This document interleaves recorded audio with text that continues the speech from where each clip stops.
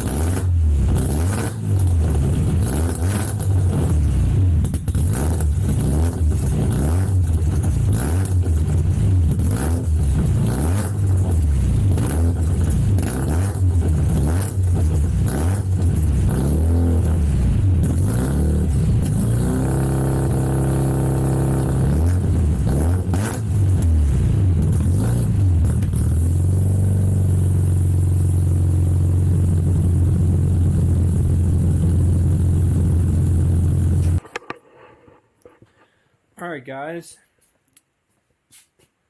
welcome to today's video.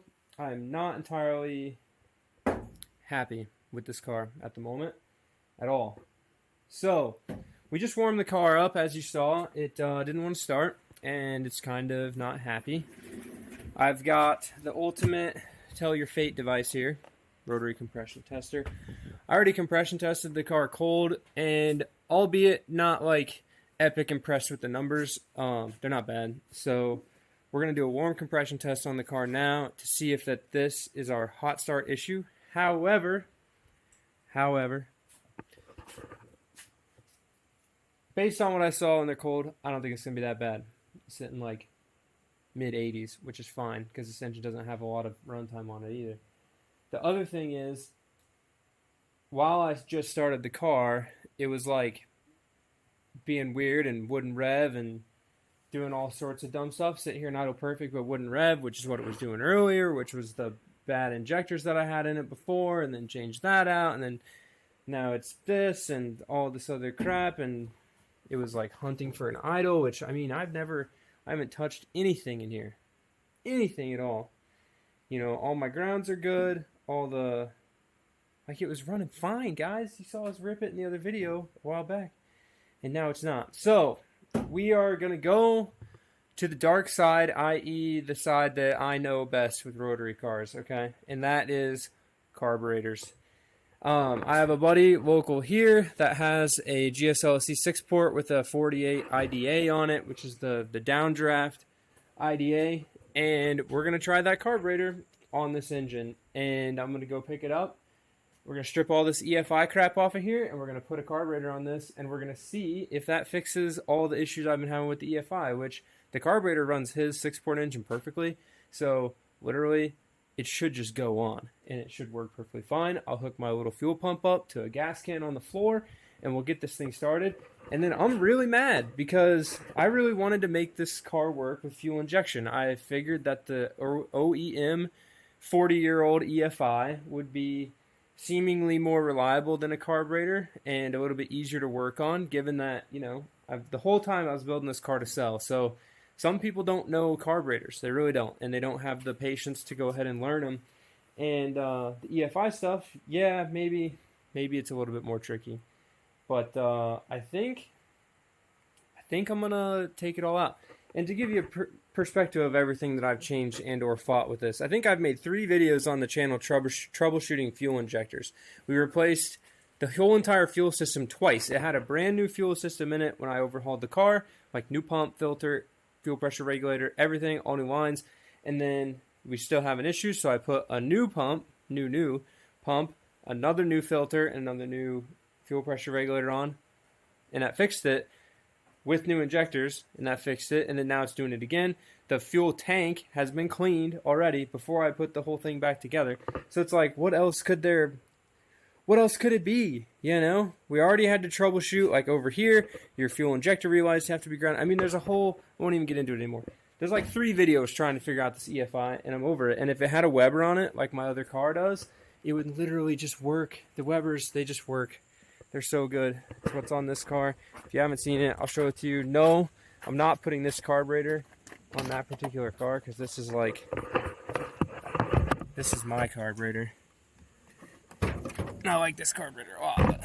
This is my Weber 50 DCO, so 50 millimeter side draft, and I like those a lot. I have a look out, dog. I have a Delordo 48 on my truck side draft, and then I think, you know, race car, this car, and I'm pretty sure Millen's original car had a downdraft carburetor on it. Anyways, big, probably a 50 IDA. Big downdraft on that peripheral port 13B they had in it, and so it'll look the part if we find one. But that's the other thing, guys. Finding all these old car parts, carburetors and stuff, is super freaking hard. And let alone finding everything to put the EFI together, but finding everything to put, you know, a carburetor on one of these things. I'm gonna have to like sell a whole engine to be able to buy just that carburetor setup. Those intake manifolds and carbs go for a lot of dollars these days. So hopefully I can find somebody with one that they would part with, and we'll go from there. But sorry to talk in the beginning of the video, and I was really hyping up getting to drive this thing because, well, I really want to drive it, and I want to tear it up and make sure that it's good, and I can't even get it out of the dang garage. So we're going to go ahead and swap that out. I'm going to drive up to my buddy's house, and we're literally taking his carburetor and intake manifold off of his perfectly good and running and driving car. So thank him for letting me snipe that off. And he has a, oh, I'd have to look it up. His name's Josh. He has a YouTube channel where he's building a peripheral port rotary Miata. So I'll link that one in the description, and we'll go check this out. But I am not stoked, guys. Not stoked to have to do this. I really wanted to make the CFI work, but I can't. And when I put the car together, before I restored this car, it ran awesome with the EFI. Like, when it was full of mud, full of dirt, unrestored, not, you know, the bottom was all nasty, and it was just a good old rally car, and it had all the CFI stuff in it, and it ran perfect. And then as soon as you take it apart and mess with it, it doesn't work. So lesson learned here, if you have an RX7 rotary car thing and it works perfect, don't touch it. Don't modify it. Don't change it. Don't do whatever. As soon as you change it, slippery slope, car never runs again. Just kidding. Watch my videos. You can learn how to fix all that stuff. But to some people, you'll fight yourself a whole lot. So I'm going to go get that carburetor and then come back here and take all this apart. So let's go.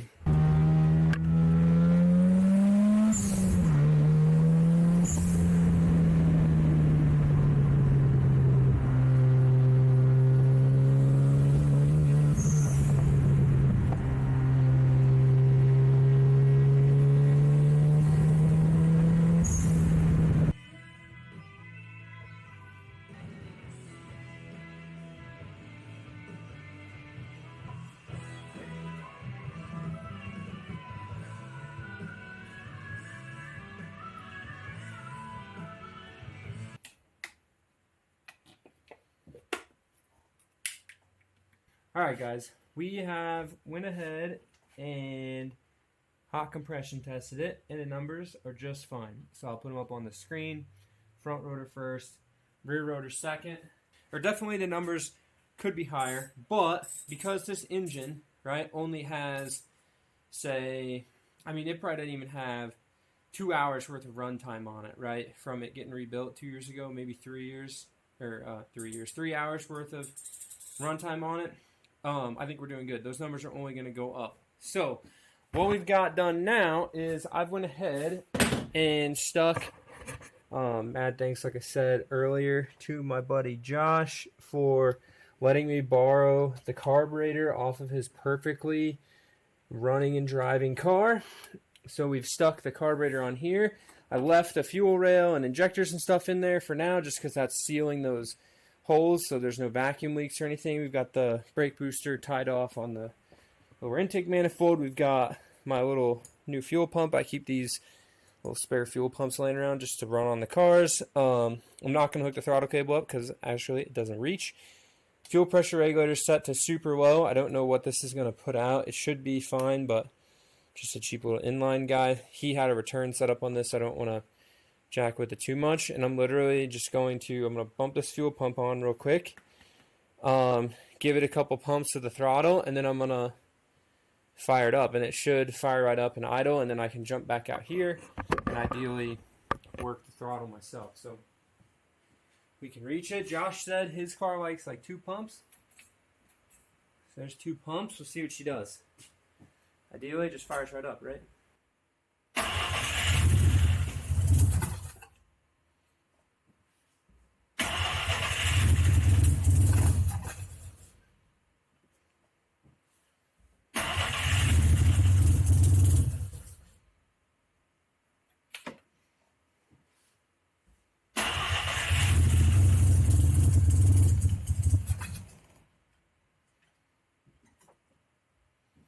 Well, the repeatability of this is fantastic.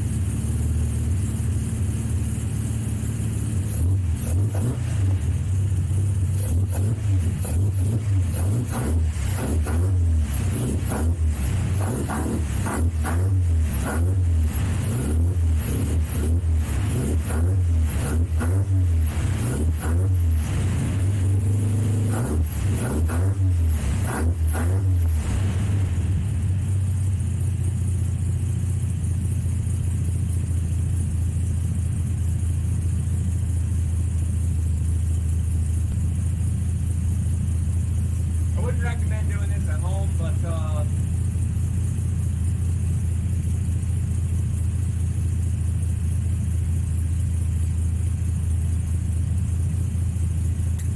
okay.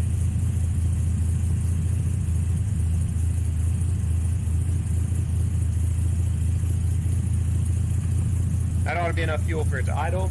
I don't really know how much pressure it is. It's not bogging itself and flooding itself out, so we're just going to assume that it's okay.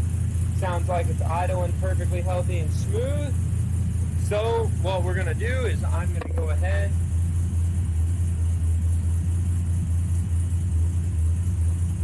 and let this thing warm up. Easy peasy. So I'm going to let this thing warm up until it gets nice and hot. And then we're going to try to hot start it. And something fell off, so let's go make sure it doesn't burn to the ground. Alright guys, it's amazing. You put a carburetor on it, and it runs perfect. Hot, cold, warm, the whole deal. So, look at that. Almost as if that carburetor was perfectly dialed in on a perfectly good and running driving car. Thanks Josh, if I didn't say that again. So, it's nice and warmed up, and we're going to see if it starts. Okay, normally, with the old setup, that whole deal. Let me unplug my little ground here. Okay. Normally, with the GSLSC EFI, if I didn't rev that when I shut it off, it wouldn't restart. So I'm probably going to need both my hands to do this. We're going to try it one-handed first. I'm pretty confident that it's just going to start. So I'm going to go ahead and just one pump that, and let's pump it.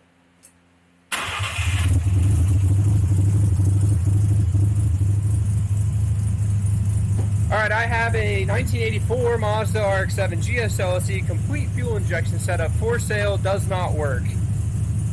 Hit me up. If you know anybody with an IDA, let me know, because I want to buy one now for this car. You might ask, why don't you put another carburetor on it or anything like that? I do have some side drafts here that I can use, which is my preferred carburetor for like my personal cars. I like the way they look. I like the way that just this side draft is packaged. It's really nice. Anyways, however, for this car, I don't want to run a side draft because the original one had an IDA. And if I'm going to not run fuel injection and we're going to run a carb, then we need to run an IDA. So comment below. I'm putting this video up as soon as I can get it up, and we're going to go from there. I got to actually take this carburetor back off the car and take it back to my buddy Josh and put it on his car again. So, because that's what friends are for. So thanks a bunch. Like I said, Josh let me test it. I am just appalled that I can't make this work. I mean, it's the simplest fuel injection out there, right? It's 2 injectors, It's got a mass airflow meter. It's got 2 temperature sensors. And mine is the most inconsistent EFI I've ever used. It doesn't just not run, right? If it wouldn't run, like period, wouldn't start, nothing, then okay. We figure out the problem, we make it run. But it runs when it wants. It's not like it, like one day I come out here and fire it up, runs great. Hot start, rev it, shut it off, fires right back up. The next day, come out here, da-da-da, starts cold, shut it off, won't start. Then it won't rev, then the next day it revs. And it's like, what is going on? I feel like I need to bang my head into the wall. So, I think because I know these carburetors, this is what would have been on here. Honestly, minus all my fingerprints on the top of that thing, it does look sick. And once I get in here and clean up, you know, because this whole entire engine harness will go away with that carburetor. I mean, it's all in there right now just because I didn't want to unplug any of it. And this is literally how simple it is to switch your car over to a carburetor. If you've never like messed with it on these GSLSEs, right? So not an FC. The distributor is set up just like an 84 to 85 12A. It's the same, you know. The coils actually send signal to the ECU to run the ECU to run the EFI. It's not like the ECU controls timing at all. So literally all I did, and you wouldn't even have to necessarily have, you know, the fuel pump stuff wired like I did, but I just jumpered my little trash pump from my can into the carburetor, low PSI, used the alternator for hot. Sorry for my sketchy wiring here. Pulled all the EFI stuff off. It's got a header already, so I don't have to worry about blocking off any of that, and boom, bang, it runs. The factory fuel system's still in there just to plug the holes, so I need to order those little aluminum things to stick in there, or, you know, for this car, it'll get the nice aluminum pieces. If it was like one of mine, I was running this engine in my truck with Bluetooth injectors for years just to keep the vacuum ports closed, or the injector ports closed. So with that, guys, I'm going to leave you there. I'm going to go ahead and pull this back apart, get the engine bay cleaned up. The next video, you'll hopefully see an IDA carburetor that I bought going on here. If we have to do some tuning to it, we have to do some tuning to it. That's no big deal, as long as I can get one that's complete, so I'm not going out and having to buy choke tubes and buy emulsion tubes and buy all this other crap.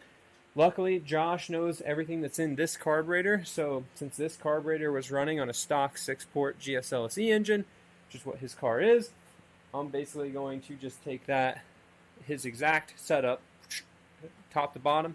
We're going to clone the jets, clone everything, put it all back together, and put a carburetor on this engine, because this is a stock GSLC 6-port.